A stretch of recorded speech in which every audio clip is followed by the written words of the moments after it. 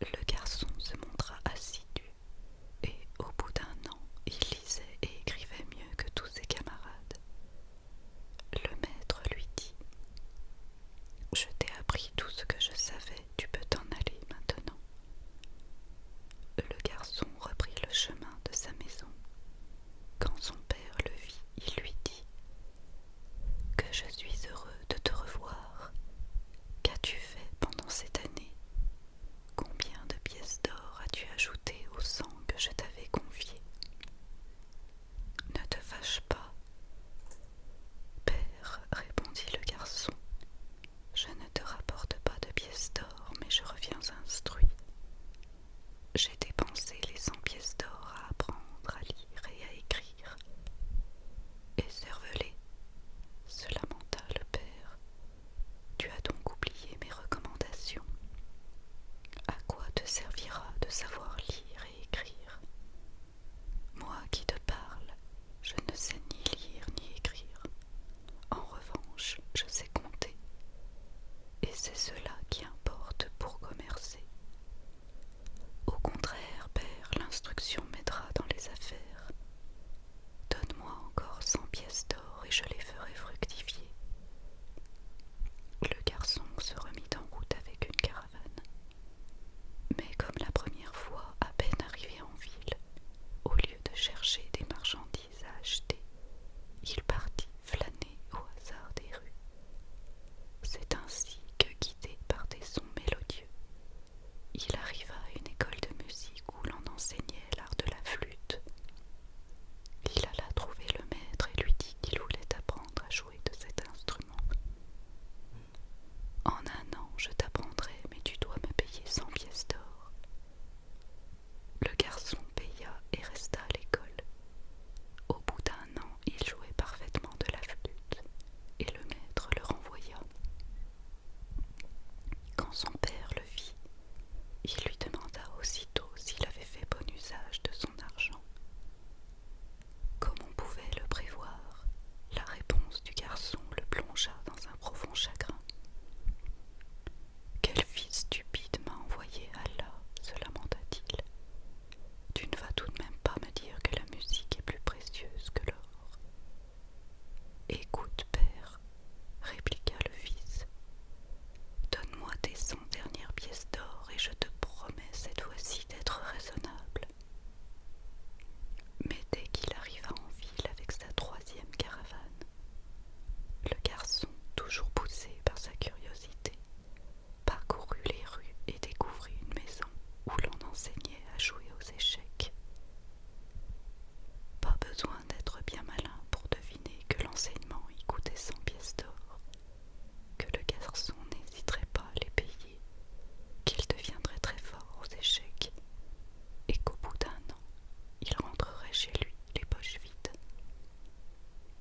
Son père, au désespoir d'avoir vu s'évanouir en futilité les 300 pièces d'or qu'il avait mis toute sa vie à gagner, chassa son fils. Le garçon ne le sait pas abattre. À 18 ans accomplis, il était fort, hardi, bon cavalier, et il n'eut pas de mal à se faire embaucher comme chamelier dans une caravane. Il pourrait ainsi continuer à satisfaire sa passion pour les voyages et les découvertes. Le maître de caravane lui promit en échange de son travail nourriture et vêtements. La caravane devait traverser un immense désert. Elle avançait jour après jour sous un soleil implacable. Hommes et bêtes souffraient cruellement de la soif. Quand enfin les voyageurs aperçurent un vieux puits très profond, les caravaniers voyaient bien la surface de l'eau briller tout au fond, mais cette eau refusait de couler dans leur seau, et la corde finit par se rompre. Le maître de caravane dit alors à son nouveau chamelier: Tu es jeune et fort, c'est toi qui descendras récupérer le seau. Quelle ne fut pas la surprise du garçon quand il atteignit le fond, de découvrir que la surface brillante qu'il voyait d'en haut n'était pas de l'eau, mais de l'or. Il en remplit le